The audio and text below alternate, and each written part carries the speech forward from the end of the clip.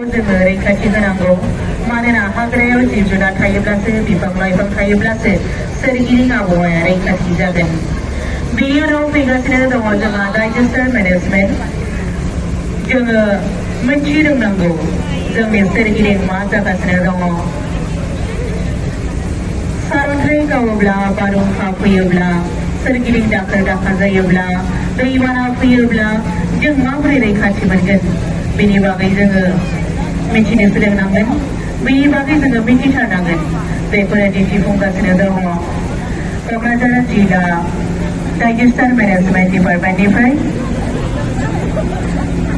नोंथांमोना नुनो मोनगासिनो दङ क'क्राझार डिस्ट्रिक्ट डिजास्टार मेनेजमेन्ट बिफाननिफ्राय माबायदि दिन्थिफुंदों। बिथांमोननि उनावनो फैगासिनो दङ क'क्राझार जिल्लानि गाहाय ना बिफान इन्टिग्रेटेड फिश फार्मिं। बिथांमोननि सिमानो जाहैबाय इन्टिग्रेटेड फिश फार्मिं।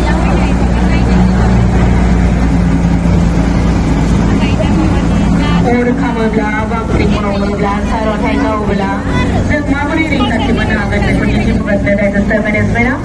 बेनि उनाव फैदों जोंहा ना बिफान, ना फिसिनाय बिफान। जों माबायदियै ना फिसिनायनि गेजेरजों गावनि थांनानै थानायनि राहाखौ लानो हागौ।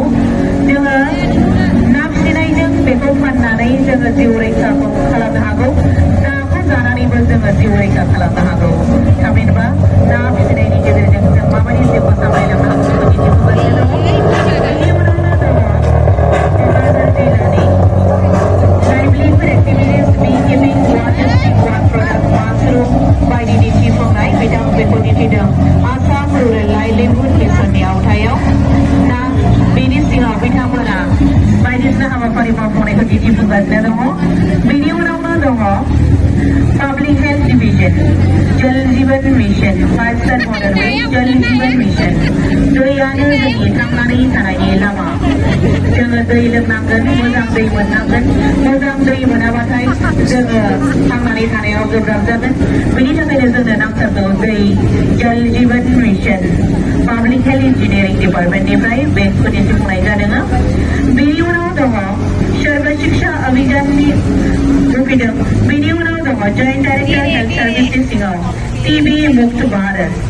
जोंहा टिबि जायोब्ला माबायदि जायो आरो बेनिफ्राय जों बारग'नायनि थाखाय माबायदि राहा लानांगौ बेखौ जोंनि देहा एबा सावस्रि बिफाना दिन्थिफुंगासिनो दङ। टिबिनिफ्राय उदां जानाय, टिबिनिफ्राय उदां भारत, जक्षानिफ्राय बारग'नो हानाय। बेनि उनाव दङ सोलोंथाइ बिफाननि सिङाव सर्व शिक्षा अभियाननि गर्ल्स इडुकेसन हिन्जावसाफोरनि सोलोंथाइ। गंसे न'खरा हिन्जावसाफ्रा सोलोंथाइ लायोब्लासो जौगाखांनो हायो आरो गंसे न'खरा जौगाखाङोब्लासो गामियावबो समाजावबो जौगाखांनाय फैगोन।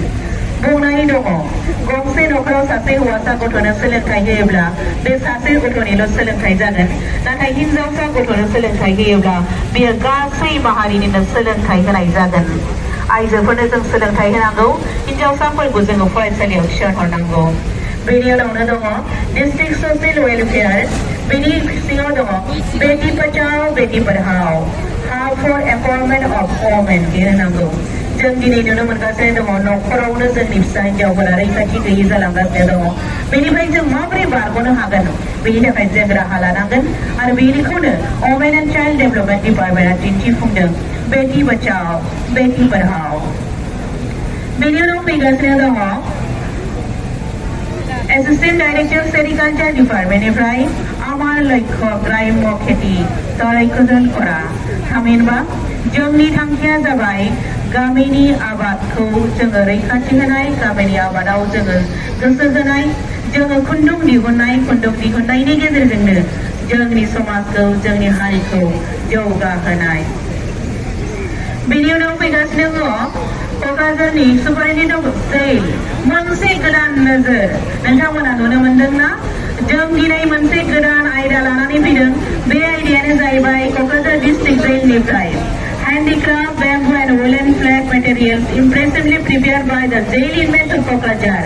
दायनिगिरिनिफ्राय दागिरिसिम जोङो रावबो सानसेनि दायनि थाखाय दायनिगिरि जानानै थाबाय थाया जों दायनिगिरिनिफ्राय माबोरै दागिरिसिम सोलायनो हागौ बेखौ जोङो मावफुंनानै दिन्थिनो हागोन बेनो जाहैबाय क'क्राझार डिस्ट्रिक्ट जेला मावफुंदों कारागार से कारिगर जोबथेसालिनिफ्राय दागिरिसिम जोबथेसालि सिङाव थानानैबाबो जों माबायदि खामानि मावनो हागौ दायनिगिरिनिफ्राय जोङो दागिरिसिम माबायदि महर सोलायनो हागौ बेखौ दिन्थिफुंदों क'क्राझार डिस्ट्रिक्ट जेला थारैनो जोबोद साबायखर बे बिफाननिसिम मोनसे गोदान बिथिं बिथांमोना लानानै फैदों दिनैनि बे सुबुं खुंथाय सानाव जों मोनसे नोजोर होनो हादों बिथांमोना जाहैबाय दायनिगिरिफ्राबो जेल सिङाव थानानै जोबथेसालि सिङाव थानानै माबायदि खामानि मावदों आखाइजों दानाय लुनाय लेंगुर बानायदों बिथांमोना गल्डेन लेंगुर बानायदों बायदिसिना बिबानखौ बिथांमोना दिन्थिफुंदों सान्द्रि संग्राय बायदिसिना आखाइनि हाबा बिथांमोना मावदों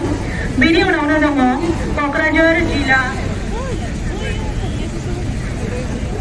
जिल्ला ट्रान्सपर्ट बिफाननिफ्राय बिथांमोना दिन्थिफुंगोन bike accident motorcycle accident for over speeding बांद्राय स्पीड लायोब्ला जों माबायदि जाब्रबथायाव गोग्लैनो हागौ ट्रान्सपर्ट डिपार्टमेन्टनिफ्राय बिथांमोना बेखौ दिन्थिफुंगासिनो दङ रथ सुरक्षा पथ सुरक्षा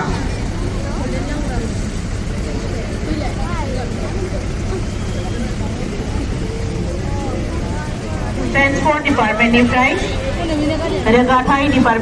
रोगाथाइ बिफाननिफ्राय दानिया दिन्थिफुंगासिनो दङ